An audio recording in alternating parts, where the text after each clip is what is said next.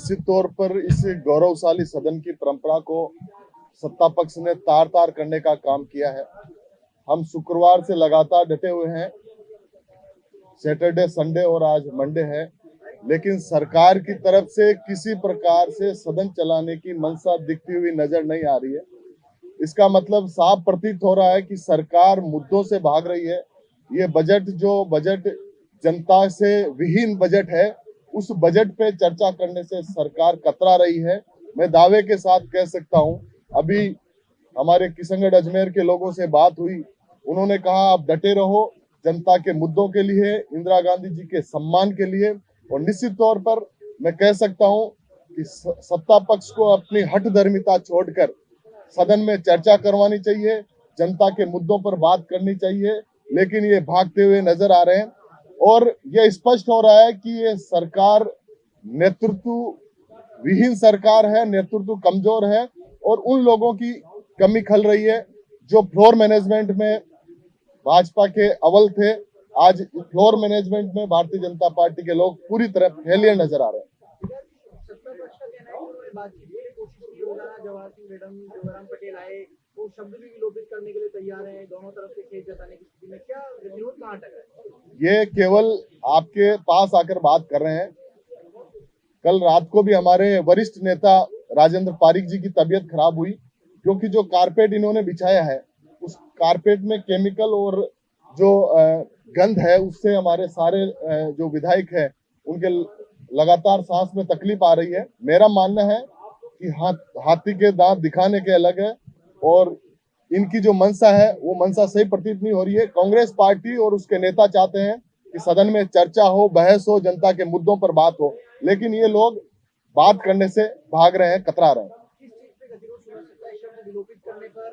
100% हमारा मानना है कि शब्द विलोपित हो और इंदिरा गांधी जी जिन्होंने देश के लिए अपनी शहादत दी, उनके लिए एक मंत्री सवाल के जवाब में इस प्रकार की प्रतिक्रिया दे रही है और एक ओछे शब्द का इस्तेमाल कर रहे हैं। हमारे माननीय नेताओं ने कहा कि शब्दों के में फर्क है। एक हम कहें कि मोदी जी आपके पिता तुल्य है और एक हम कहें कि मोदी जी तुम्हारे बाप है, तो उन शब्दों के कहने में कितना फर्क है आप और हमसे छुपा हुआ नहीं है।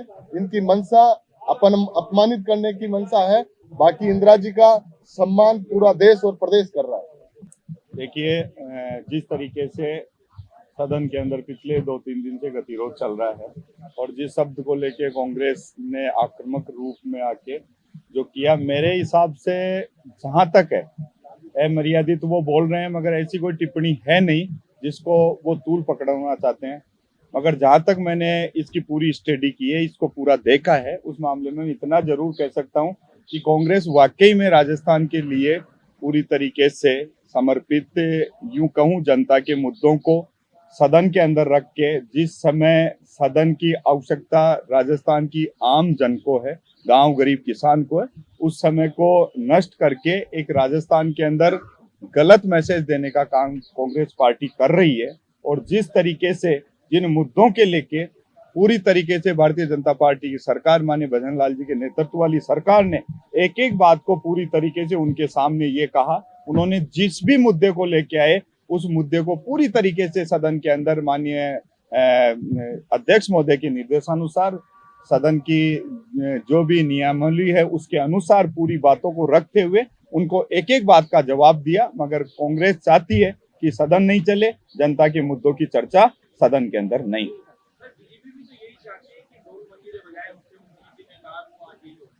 देखिए, भारतीय जनता पार्टी के माननीय मुख्यमंत्री जी का जो भाषण था उसके अंदर कोई बात निकल के आई।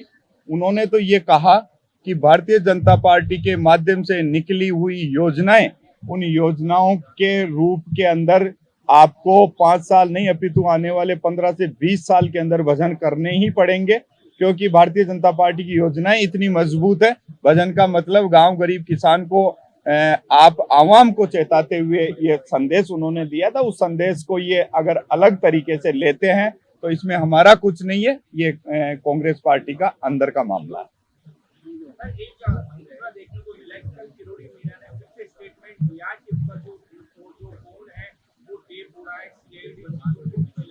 देखिए, सरकार ने पहले भी इसका माननीय गृह मंत्री महोदय ने इसका जवाब दिया है, और ऐसी कोई बात होगी तो सरकार पूरी तरीके से जवाब देने के लिए तैयार है, और उसकी प्रामाणिकता क्या है ये तो माननीय किरोड़ी लाल जी बता पाएंगे।